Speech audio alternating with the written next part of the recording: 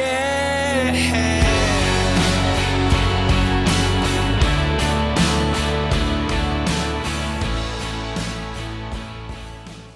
Hey guys, it's Happy Conscious Gal here. I'm so sorry, it's been so long since I've done a vlog. I just realized, my god, I'm on like day 6 of P3 and I haven't told you guys how it's going.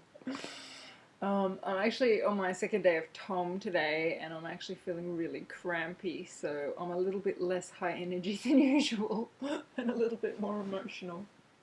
But anyway, the bottom line is P3 has been an amazing adventure so far this week. Today is Wednesday here in Australia and my first day on P3 was Friday, so I've done Friday, Saturday, Sunday, Monday, Tuesday. Today's the 6th day, Wednesday. And I'm just absolutely stunned by this protocol. I'd read a lot about how, you know, your hypothalamus gets reset and you keep the weight off, and I believed it, but I didn't really deeply 100% believe it until I'd experienced it myself. So it was a small part of me that was doubting. And I guess I was a bit worried that, you know, when I go back to eating a lot, I'm not eating 500 calories, then I'm going to suddenly stack all this weight back on. And I have to tell you guys, that has not happened. I've just been absolutely stunned. So the first day on phase 3, after having eaten 500 calories for 63 days, I ate, actually I'll look it up on my Fitness Pal so I can tell you exactly, I ate about 1,375 calories. Now that's not exact because obviously you can't enter everything exactly, but it's approximate. And the foods I ate that day, I started with a green apple in the morning. I've actually had a green apple every single day since I started phase 3. I know you're not supposed to have fruits, but I'm a great believer in green apples and what they do for your body and how much they help with fat burning. And I had read some advice about phase 3 that recommended having one every day. And that really resonated deeply with me. I absolutely love having them. I had one almost every day on phase 2 and I think they were really crucial for me. So I had that first morning and every day since I've had a green apple when I woke up, as well as all my vitamins.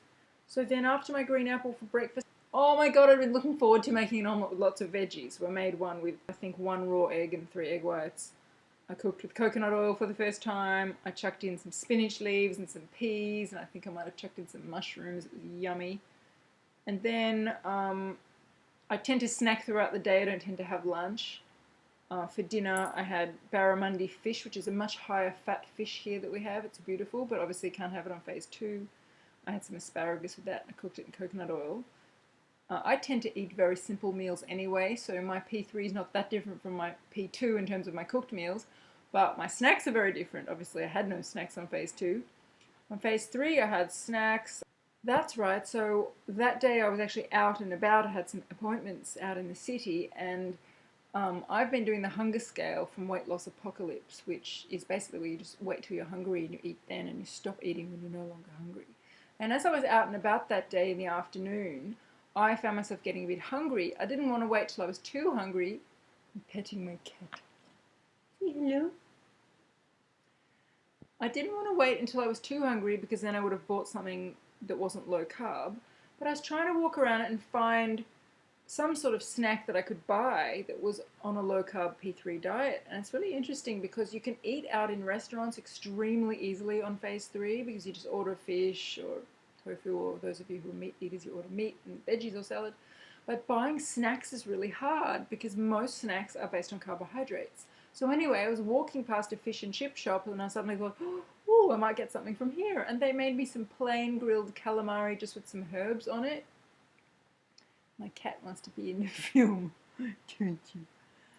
And I just had like 4 or 5 little rings of calamari. It was amazing and my hunger was gone and I stayed on phase 3 protocol and I was really happy. It was a miracle. So that's going to be one of my new strategies when I'm really hungry out and about, to find a fish and chip shop.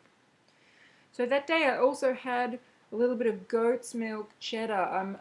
When we dowsed which fats are good for me, my partner and I have been using a method to find out what suits my body using muscle testing and dowsing. And I got told that dairy is not very good for me, but goat's milk stuff is fantastic for me. So I've found some beautiful goat's milk cheddar in the health food shop. And I've been having a little bit every day and it's divine, oh my god.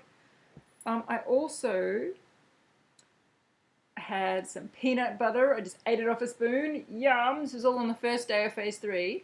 And the other thing I had was There's this stuff called PB2, which my naturopath told me about. I know you have it in America. I'd never heard of it before here. It's basically an extract taken out of peanut. It's just basically the peanut flavor with no carbs left. It's very much a processed food, so I wouldn't have it very often. But it's the equivalent of cocoa powder, but it's peanutty. And I thought, why can't I make chocolate delight out of this instead of putting cocoa powder? Because we actually doused that for me cocoa powder is not good at all, which was absolutely heartbreaking because all the desserts I was planning to make were based on cocoa powder. I'm still going to have it a little bit every now and then, but it's certainly not going to be a daily food for me anymore. Whereas peanuts I get a very, very high score for, probably because I'm an AB blood type and peanuts are very good for ABs. So I thought, oh, I'm going to try and make some chocolate delight out of this PB2 stuff. So I used coconut oil, PB2 instead of cocoa powder. And I didn't even need stevia because the PB2 is quite salty and it's got a nice taste. And I'm going to call it peanut delight instead of chocolate delight. Put it in the freezer, took it out 20 minutes later, yum. It looks like peanut butter fudge. It doesn't look like chocolate, it looks like fudge. Sort of pale browny colour, yum. So I had a piece of that on my very first P3. So my very first P3, you've heard that I had eggs, I had loads of veggies, I had coconut oil, I had fish, I had calamari, I had goat milk, I had peanut butter, and I had this peanut delight stuff, right? It's a lot of food. That was 1,375 calories. I woke up the next morning absolutely certain my weight would be up because, let's face it, my stomach was full of food for the first time in 63 days, so it had to be at least weighing more than the day before when I'd been eating 500 calories. So I knew that there'd be a little bit of a gain just from the weight of the food in my stomach, but I just wasn't sure how big a gain it would be. Anyway, so I've got here my little graph with all my results that you've seen before. On that day when I woke up after the 3 VLCDs, the first day of phase 3, before I started eating any phase 3 food, that morning I was smack bang exactly on my LIW, 65 kilos. I'd gone up a little bit during the 3 VLCD days, but then I snapped back to 65 on the first day of P3.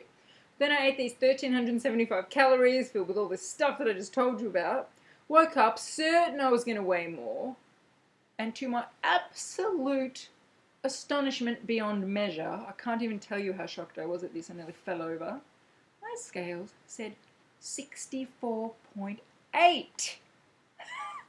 How is it possible? How is it possible that after eating all that food, all that bulk of food, and all the fat and everything, how could I be less the next day? It was just weird. It was totally weird.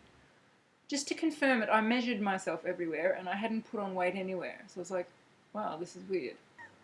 So it's kind of like, doesn't matter what I do, my weight just seems to go snap back to 65. So since I've been on P3, my weight has gone. First, when I woke up on the start of P3, it was 65. The next day it was 64.8. Then the next day was 65.4.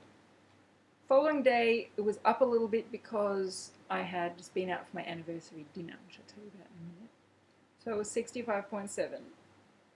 But then, the next day, first day of my period, it was down to 64.8, which is weird.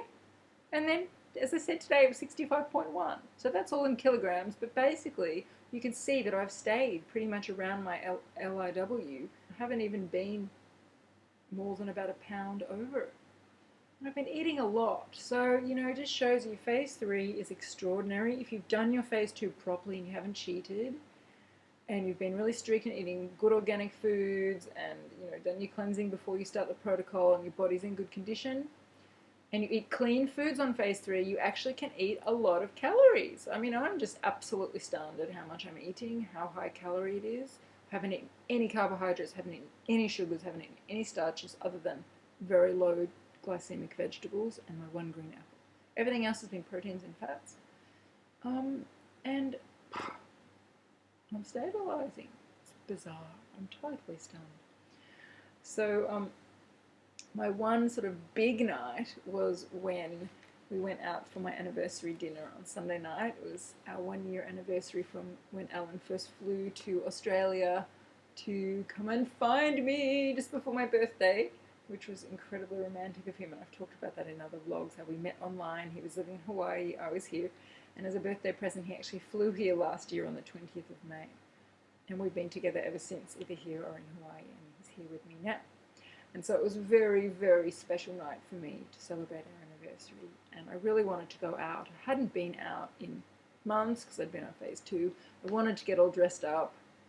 I was like, do I wear the glamorous, classy outfit or the incredibly sexy outfit? And I gave him the choice. And of course, being a man, he chose the incredibly sexy outfit. So I went out in a pretty obscene dress. But it was cool because it's a dress that I was able to wear a few years ago, and I was quite slim after I'd been crazily exercising 6 days a week at the gym. And it was really nice to be back in this dress, having not had to kill myself at the gym, just having done the HCG, and I was feeling really good about myself. And I had actually looked up this restaurant beforehand on the internet to check that they had low-carb options.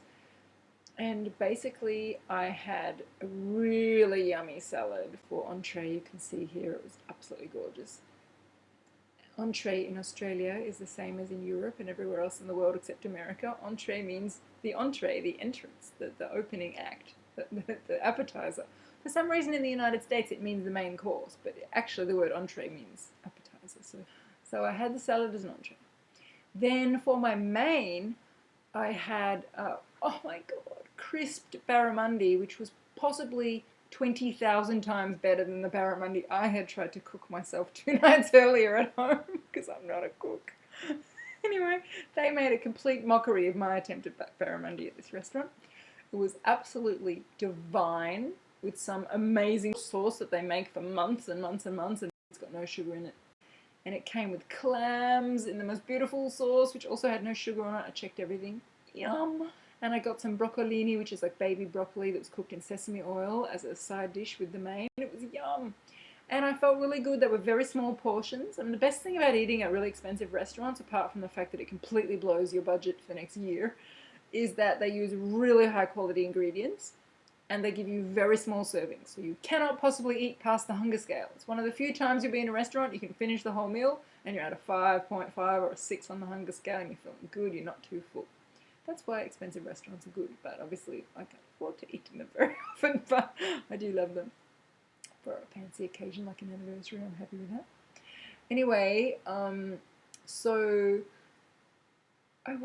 had this most amazing dessert, and actually he usually eats his dessert first because he has this theory that it's much better for your blood sugar to eat sugars first in your meal, which is actually true because if you've ever tried to eat dessert at the end of a meal and you go home with a headache, feeling all sugar affected, try it next time, although I don't want any of you to be eating sugar. But if you have any husbands or partners who are still eating sugar, tell them to try having their dessert first before the rest of their meal. You'll see that they will not have the sugar rush and the craziness from eating dessert at the end of the night because their proteins and their fats come after it and it steadies your blood sugar. Anyway, so Alan normally has dessert first, but because we didn't think we were going to have dessert, he hadn't had any. And then we were sitting there for so many hours and we looked at the dessert menu, it was so amazing. So he got this tray of beautiful gourmet ice creams and I thought, well, it's our anniversary, I want to have dessert, but obviously I'm not going to have sugar. So I went for the old cheese platter. Now normally I don't eat dairy, as I said, I only eat goat's cheese, but I thought it's our anniversary, whatever, it's in P3, it's okay to have it once. So this cheese platter, it came with these amazing crackers and amazing jams and quince paste and all this stuff. I gave all that to Alan, and I just kept the 3 little pieces of cheese. One was an incredible blue cheese, it was off the charts, divine. One of them was actually goat's cheese, and one of them was like a brie or a camembert, but incredibly expensive French cheese that I never would normally eat. Yum! It was small enough that I didn't feel too full, it was large enough that I felt very indulgent, it was perfect.